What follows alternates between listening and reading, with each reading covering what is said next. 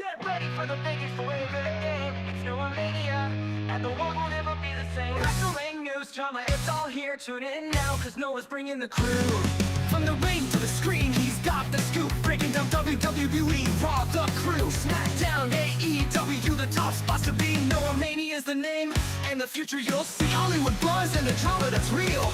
Noah's on fire and you'll feel the appeal. From the ring to the screen, he's got the scoop. Breaking down WWE RAW, the crew. SmackDown, AEW, the top spots to be. NoahMania is the name, and the future you'll see.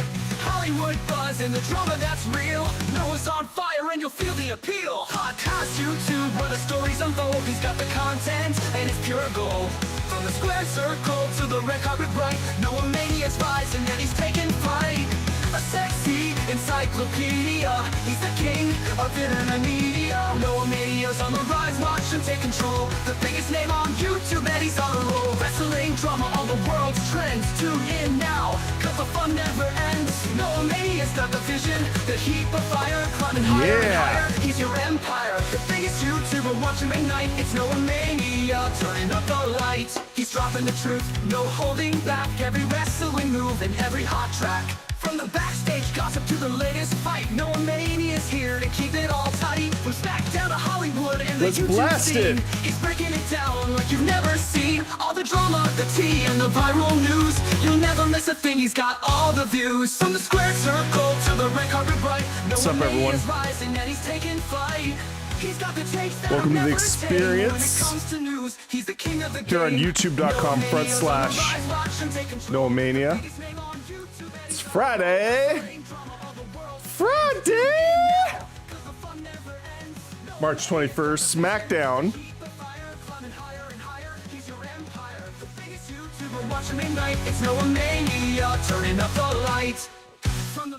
All right, we're done with that.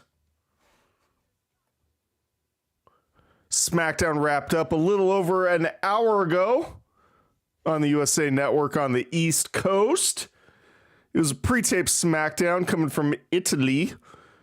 Another leg of the WWE's European tour. What is going on in the live chat? Let's bring them into the show.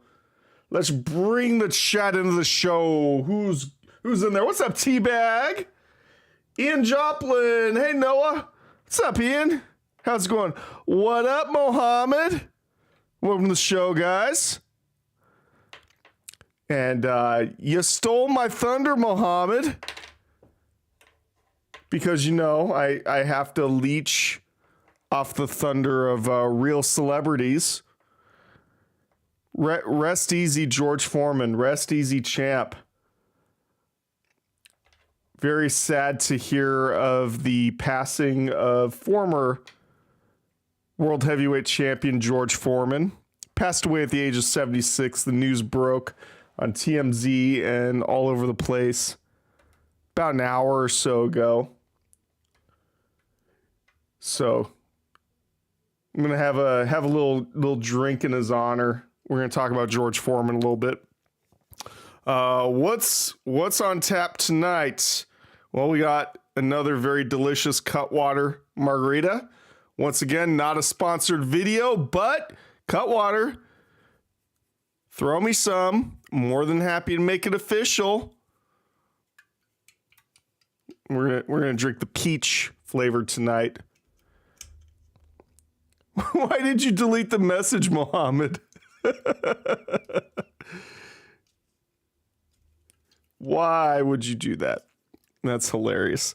If I could get the damn can open, I'm such a weenie. I'm gonna use a freaking screwdriver with no attachment to get my can open. There we go. I got it on my hands. Sorry. Once again, I'm a little bit delicious.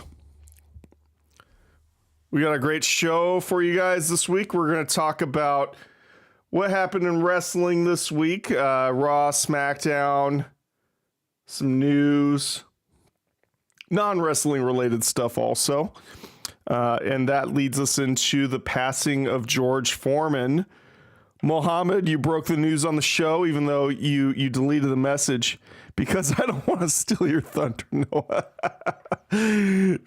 Thunder Stealer. Actually, no, it's the rest of the internet wrestling YouTube community that stole my thunder. Stole what I created a long time ago, and I have no one to blame but myself. But anyway, if I could get back to my eulogy of George Foreman, I'm such a dick. I turned George Foreman's death into something about myself. Once again, I need to learn how to read a room. Very sorry, everyone.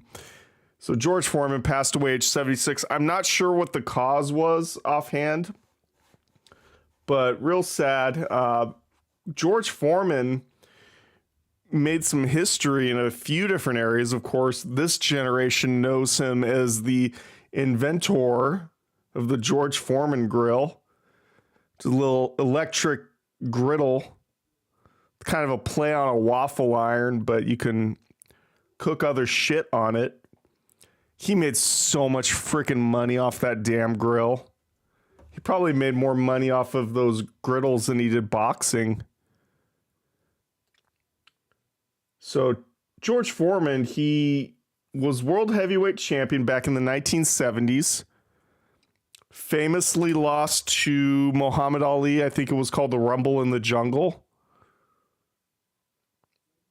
And then shortly after, he retired. I think something to do with a heat stroke, something like that.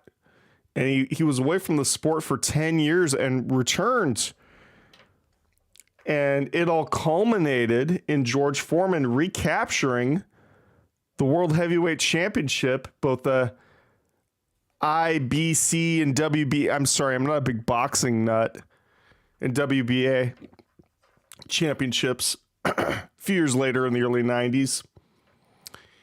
And it was supposed to lead up to a big boxing dream match between him and Mike Tyson.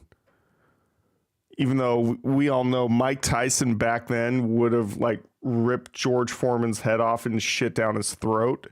So it's probably a good thing that that fight didn't happen. But it was something to do with the beef with Don King or something like that. So eventually what ended up happening was he never defended those title belts. So he ended up getting them both stripped.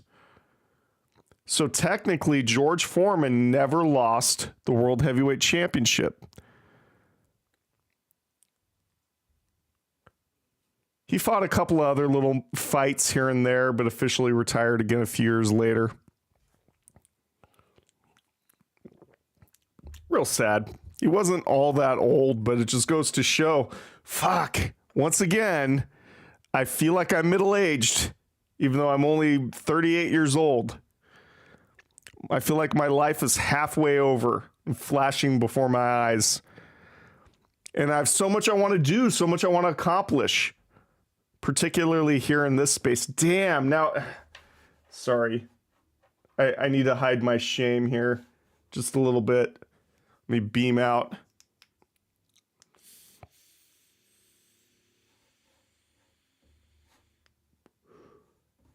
Much better. All right, let's come back.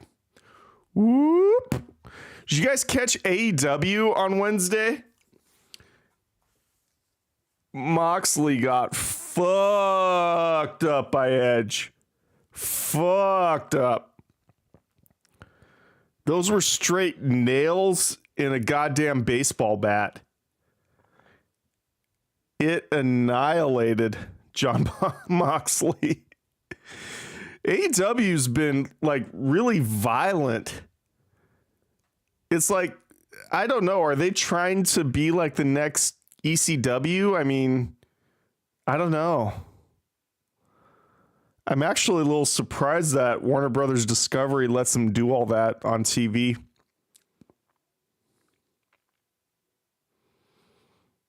Once again, I really, really, really loved Toni Storm's promo. She's like turning into like this weird non-rhymey version of Joel Gertner with a double entendres and saying some naughty things. But I can't wait to see Toni Storm once again rip some tits off. Speaking of ripping tits off, how about Noelle Foley? This is hilarious.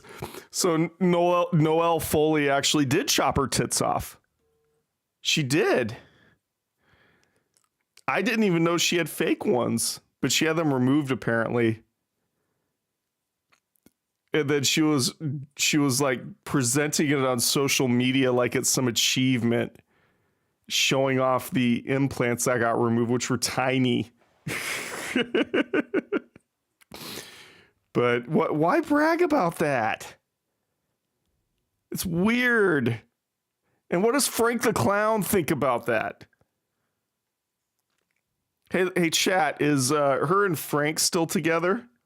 I never hear anything about Frank the Clown. She probably has him whipped. It's funny. All right. Let's see. Let's talk about...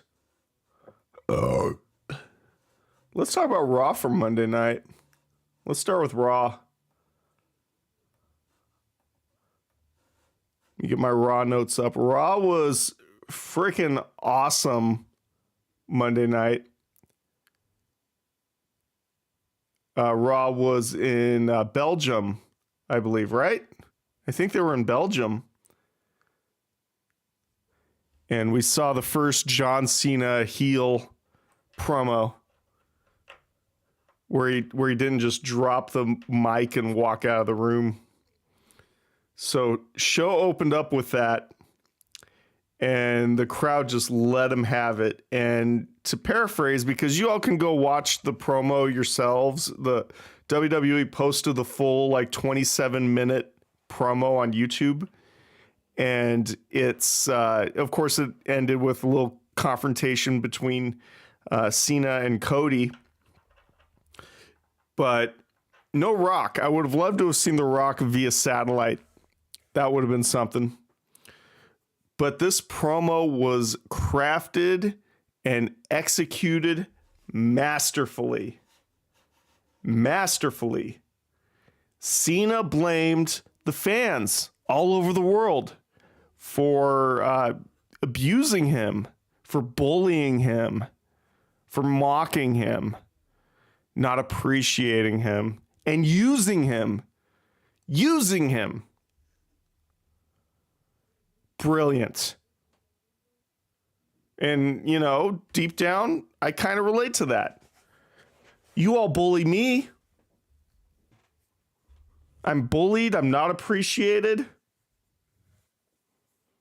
And I'm used. Used and abused. At least John Cena got the recognition he deserves. I didn't. So great promo. Really awesome freaking crowd. That crowd was insane. Great way to kick the show off. And what about that kid? That kid that went viral. I'll drink to that. That kid is now an internet meme. But we can see you. Oh, yeah, that's true. You can see me. Yeah. Yeah, that kid that Cena called out, he's instantly a meme. He's going to get his 15 minutes of fame, just like the Hawktua girl. When do you suppose that kid's going to start his own podcast? I imagine it's coming soon.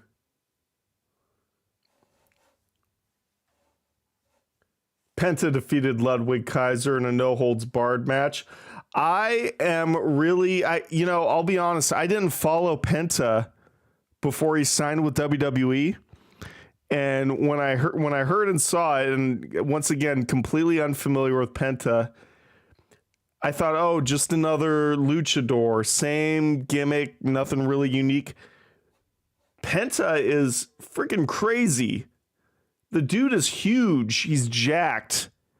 And there's just something cool about his character. It's growing on me. Let's see what's live chat. That was only to overshadow the kid that got Gunther sweater in the face. The one that Pat ducked purposely. So we'll go into the crowd. Dick move, Pat McAfee. Dick move. So yeah, Penta over Ludwig Kaiser. Dakota Kai defeated Ivy Nile. LWO over American Made. And Braun Breaker defeated Finn Balor for the Intercontinental Championship to retain.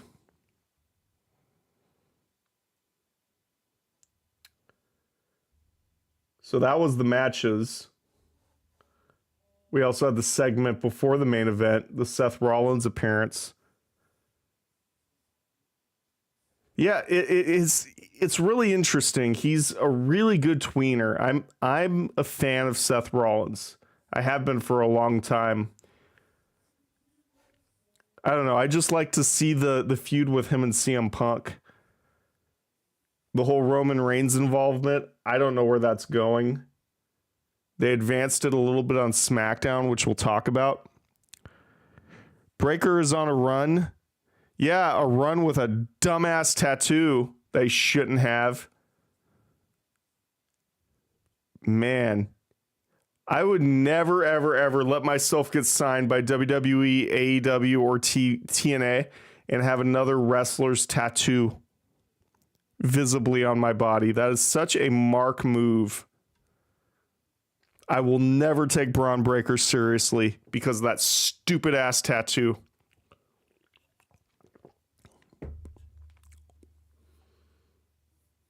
Oh, can't forget, Jey Uso defeated Austin Theory. Match I did not care about. It was just it was a cheap pop for that live crowd. I don't know. I get Jey Uso moves a lot of merchandise. He's very popular with kids. And he's going to be the big babyface champion, seemingly. I'm guessing Cody's going to drop to Cena at WrestleMania. You're going to have a heel WWE champion.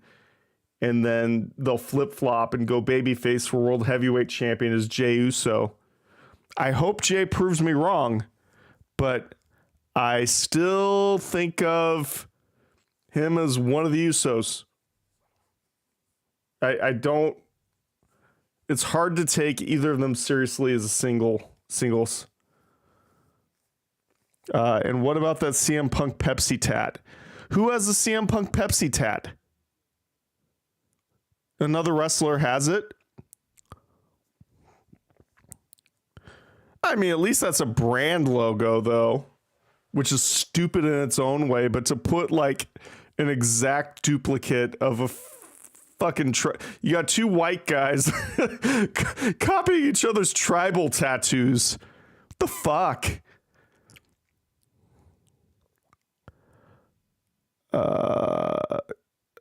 I'm worried that his DUI are going to stop him from going to other countries, i.e. Canada. Braun Breaker's got DUIs? Interesting. And Austin Theory just annoys the shit out of me, so this match didn't do either of them any favors in my book. They had the big contract signing segment earlier in the show where Rhea Ripley stole the contract and signed it and then walked away arguing with the Raw general manager. Very, very dumb. Got to really suspend a lot of disbelief to believe that's legal. They basically use the same formula that they did when Shane McMahon signed, quote unquote, signed the contract to buy WCW instead of his dad. It's all complete and utter horse shit. It don't work that way in real life. Hate to break it to you guys. The Cena segment at the beginning of the show made the whole show. And the crowd made the whole show. I liked Penta and Ludwig Kaiser.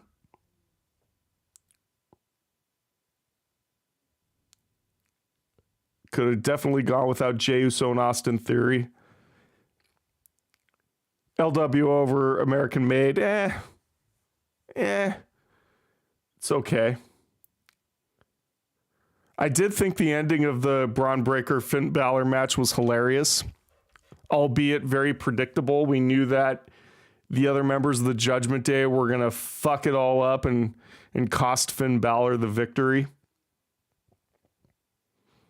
It was hilarious. So obviously we're going to see Finn Balor versus Dominic Mysterio. That's what this is all leading up to. And at the end of that match, somebody will be out of the Judgment Day. And I would actually really enjoy seeing that match. I think Finn and Dominic could put on an excellent match one-on-one. There'll be a lot of bullshit going on outside the ring, of course, and outside interference, but I'm looking forward to it. Raw was okay. It was a well, I'll go further. It wasn't okay. It was actually a pretty damn good show, but the matches were so-so. It was good for other reasons. And that's fair.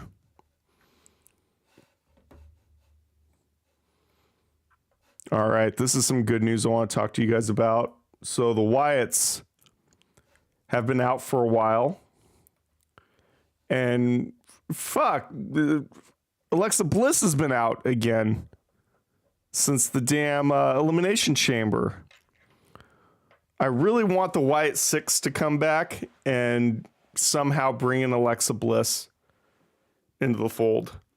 They've already hinted at it and teased it a little bit.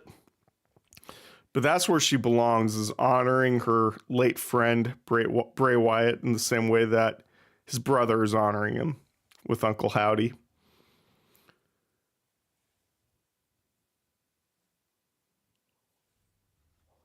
So, apparently, Uncle Howdy has been sidelined, something going on. But he's been cleared to return. So we're seeing some little hints of the return coming up. But why has Alexa Bliss been gone? So Alexa's been gone. The belief, blah, blah, blah. When the Wyatt Six returned, they were holding her back for that. Okay. Cool. I can live with that. I think it's good that they're kind of using her sparingly then. If they just put her out on TV every week, and then I don't know how they would work that when the Wyatts come back. But I'm looking forward to it. It should be good. So we'll see what happens. Maybe they'll do something at WrestleMania. Let's go on a live chat. What's up, Matt Helms? Matt Helms. Some other news. I'm not happy about this news. So Daniel Bryan's probably going to be retiring again. I remember how emotional it was the first time around, and then he was able to come back and come out of retirement, do the AEW thing, which allowed him to be the American Dragon once again and kind of resurrect that style that he had in the original ROH before he went to WWE. It's Daniel Bryan. But he's trying to avoid having neck surgery again. So he was asked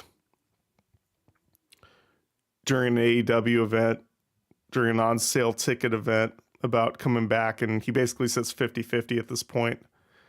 He really doesn't want to have another neck surgery. I do not blame him. Don't blame him at all. There's such a library of great Bryan Danielson matches.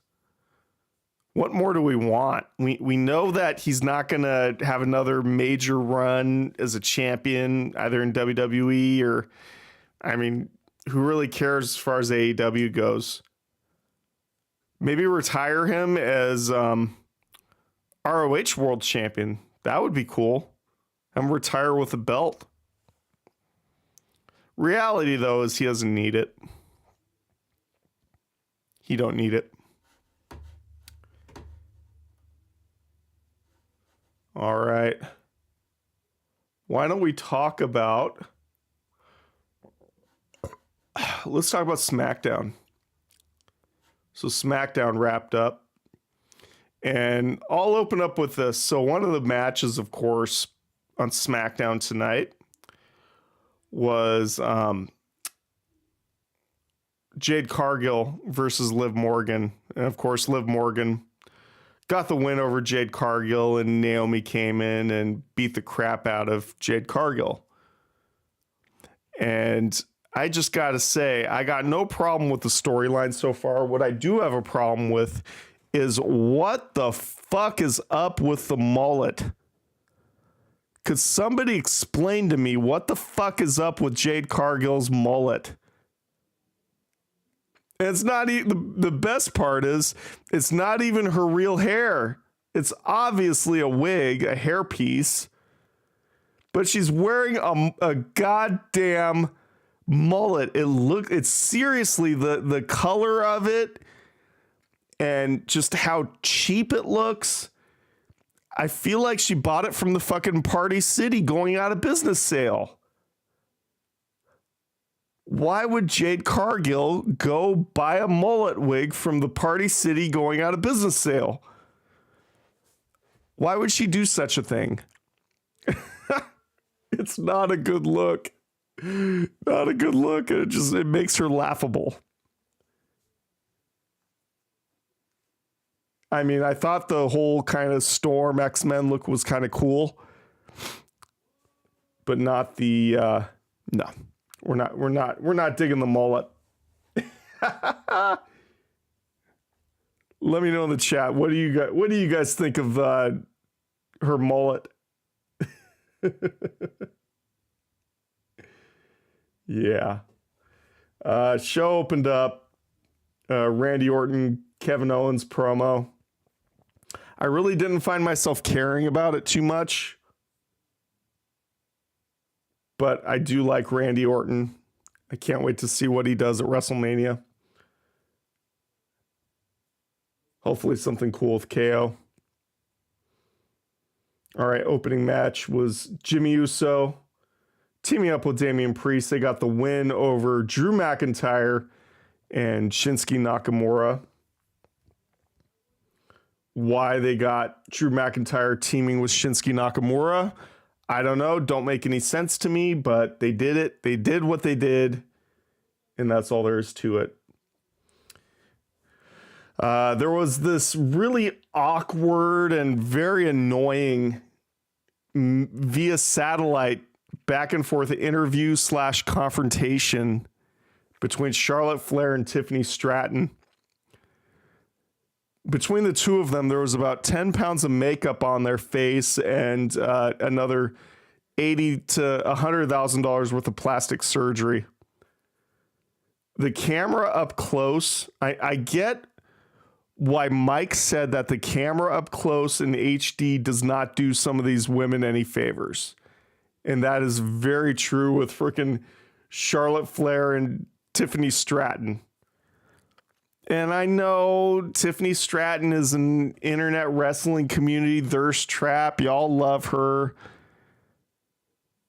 But very, very much plastic. Like, I could say something, but it's really mean. I'm literally biting my own tongue right now. I don't want to say what I'm thinking. I might hurt some feelings. I'm trying to turn a new leaf. Speaking of leaves, I'll be right back. Whoop!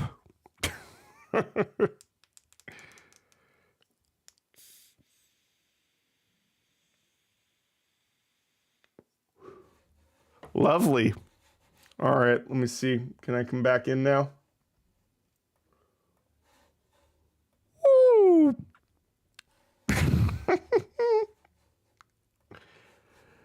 All right. Yeah, they just basically went back and forth and just threw catty insults at each other. And it's all leading up, of course. Charlotte Flair is going to challenge Tiffany Stratton for the championship at WrestleMania. And I don't see, my spidey sense tells me that Charlotte's going to be walking out of WrestleMania as champion. Otherwise, what's WWE's plans for her at that point if they don't have her win?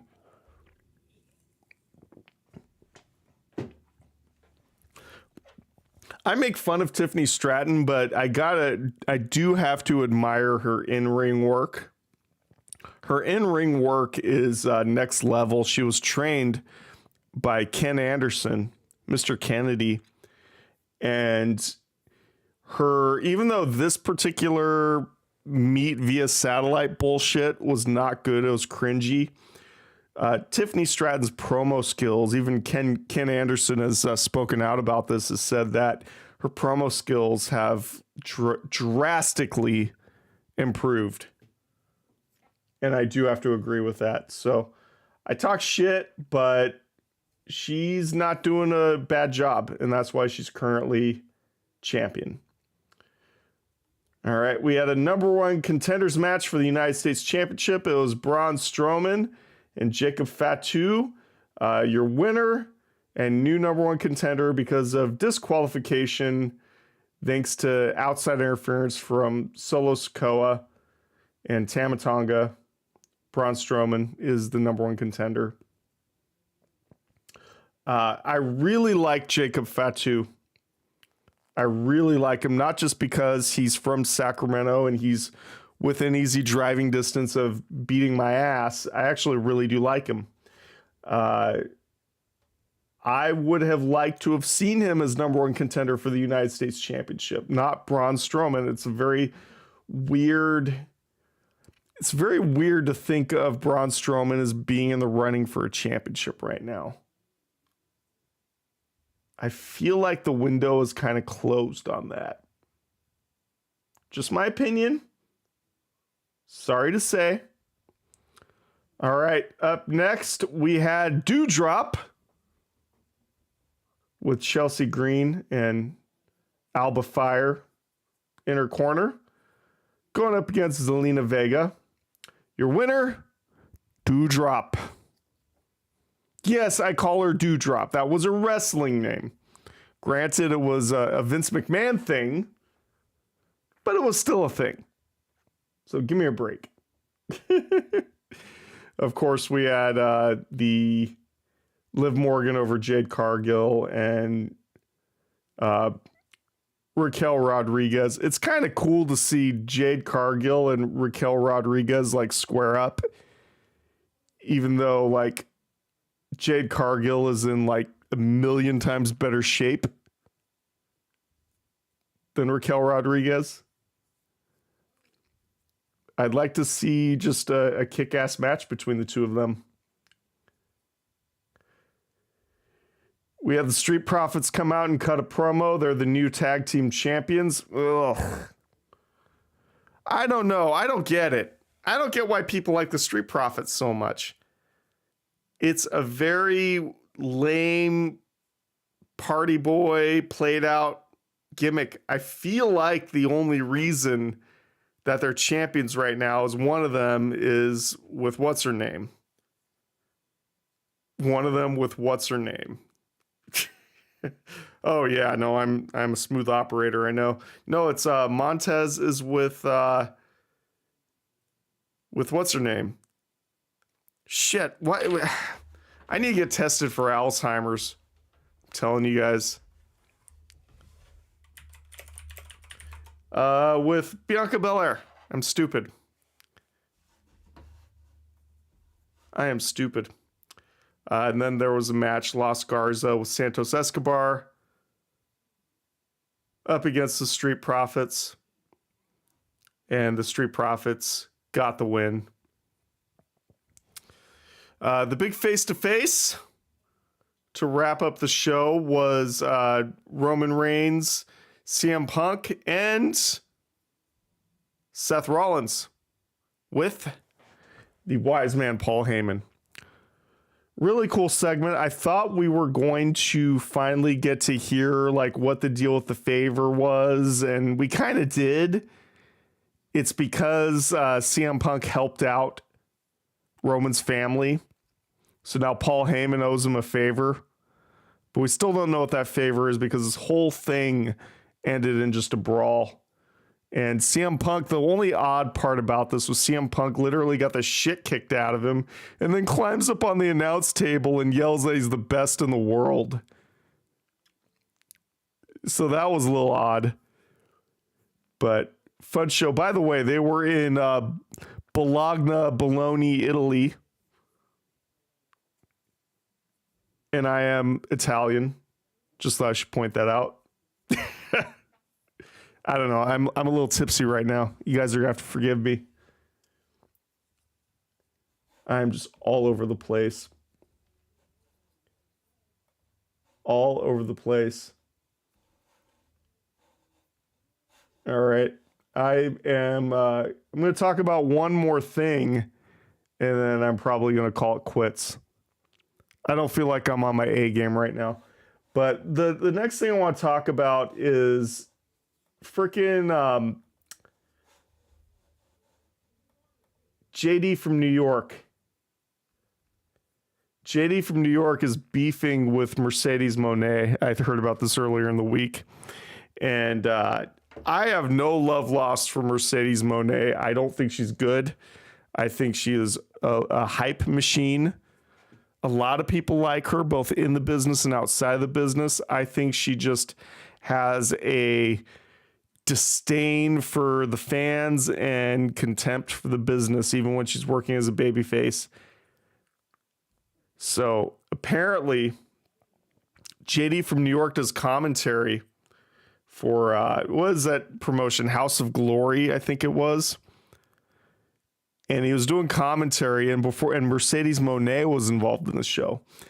And before she'd come out, she made the promotion remove JD from New York from doing commentary. Now, I know JD is no angel. He said some pretty crazy things over the course of his time on YouTube. He's insulted and offended quite a lot of people. And quite frankly, he looks very slovenly, looks very run down. He overdoes it with the graphics and the CGI on his videos. The CGI Mustang. I think he owns a Mustang for real, by the way. It's an insult to Mustangs. But I got to come to his defense a little bit. For her to play that politic game to get a man removed from his job, was he even talking about her? Was he taking shots when he was doing commentary? I should probably go back and watch the video, but I don't agree with that. And I think this is just another example of Mercedes Mone trying to fucking big league the business. JD hates AEW. Some of the things he says, he's full of shit about. Some of the things he says, he's not wrong.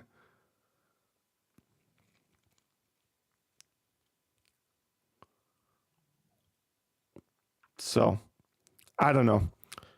I think she's pretty freaking awful. I don't get what you guys see in her. Sorry. So, anyway. All right. Well, I think I'm just going to call it quits. I'm all over the place right now. I talked what I want to talk about. I'm going to do something else this weekend. I think I'm going to... I was thinking about doing some filming, doing some stuff, but I got to get my storage space cleared out. I got shit to do. Shit to do, places to go. Got to get my property ready to rent it out. So I'm a busy man. So I'll be back next week, have my shit together, Anyway. All right. That does it for me. Follow me on Twitter, Real NoahMania, Facebook.com/Real NoahMania. Like, subscribe, hit that notification bell. I'll be back next week when I have my shit together.